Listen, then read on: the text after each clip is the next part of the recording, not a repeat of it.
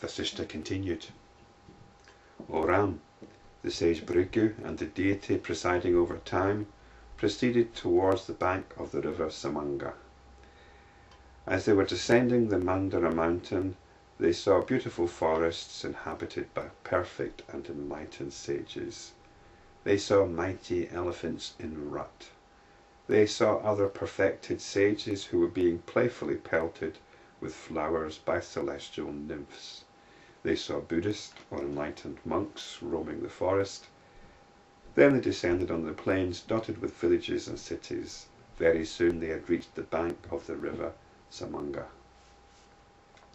So it sounds like some kind of astral plane here that they're travelling in, some sort of celestial region where the nymphs playfully pelt the perfected sages. There the sage Bhrgu saw his son, who had another body, and whose nature was different from what it was before, who was of a peaceful disposition, and whose mind was established in the tranquillity of enlightenment, though he was deeply reflecting the destiny of living beings in the universe. This is a point which, again, I think challenges the whole notion of reincarnation. What is it? The traditional notion is that there's an immortal soul which goes from one birth to the next. So in each birth, we've no problem accepting the fact that the body is completely different. But surely the mind changes as well. Can the nature not be quite different of the personality, as is suggested here? So if the personality is different, and if the body is different, then what's the connection between one life and the next? If you can be a completely different person in a completely different body, doesn't really add up, does it? Now this notion of reincarnation, when you look into it, like most things, like most theories about the world, it falls apart.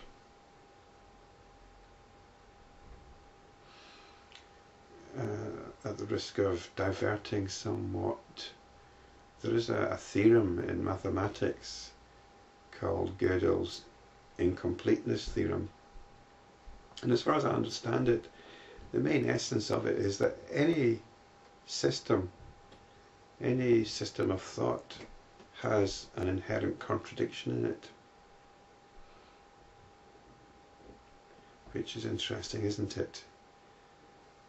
You're never going to get a system of thinking, a system of belief, whether it's scientific or religious or political.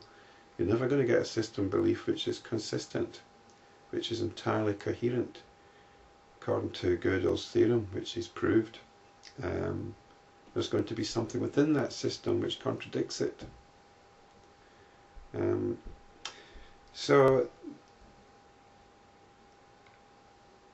what we've got here in the Yoga Vasistha is moving away from all systems, moving away from all notions about what reality is, moving away from all belief and focusing on what is real.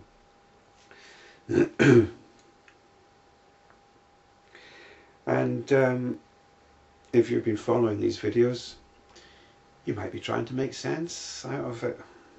That's what we try to do. We try to make sense of it. The Yoga Vasistha is very contradictory, very inconsistent, and you might think, oh, it's contradicted itself, or maybe Guru Gilisi has contradicted himself. Doesn't matter. Doesn't matter, because these contradictions only exist in if you're trying to create some sort of theoretical structure about it, and that's not what it's about. We're not trying to construct a system here. We're not trying to construct a belief or reinforce certain beliefs, whether it's beliefs about reincarnation or prana, the life force, or anything like that. What we're interested in is looking at what's happening right here and now.